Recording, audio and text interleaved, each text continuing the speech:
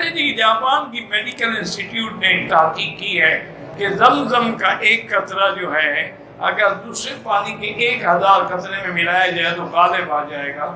تو اب یہ معنی نہیں ہے کہ انہوں نے یہ بھی لکھا ہے کہ تم 1 لیٹر لے جاؤ اور 1000 لیٹر میں ملا دینا.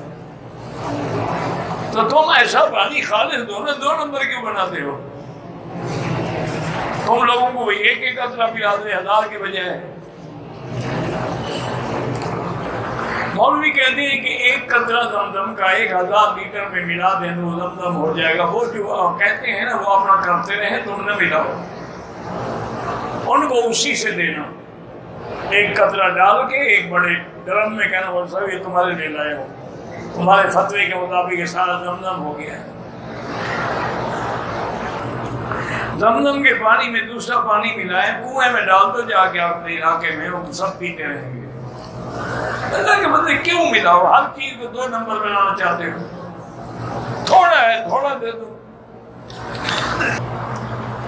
بیر الروحہ جو ہے، بیر ہے، کنواں ہے، وہاں بھی حضور نے غسل فرمایا ہے. اور کیا حقیقت ہے؟ بیر آب شفاعت میں نے آپ سے سنا ہے، پہلے کبھی نام ہی نہیں سنا. زمزم سے بڑی بھی شفا ہے اللہ کے بدلے، تم اور کنویں ڈھونڈ رہے ہو.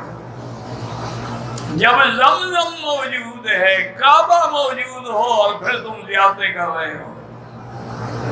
زمزم موجود ہے، یہ ابھی تک کنویں ڈھونڈ رہا ہے بیچارہ. میری لڑکی ہے، عمر 5 سال ہے، دماغ کی مریض ہے، اللہ شفا عطا فرمائے. زمزم سے بڑی کوئی وظیفہ نہیں، کوئی شفا نہیں. جس کو حضور نے فرمایا شفا ہے، اس کے بعد پھر تم وظیفے پوچھتے پھر رہے ہو.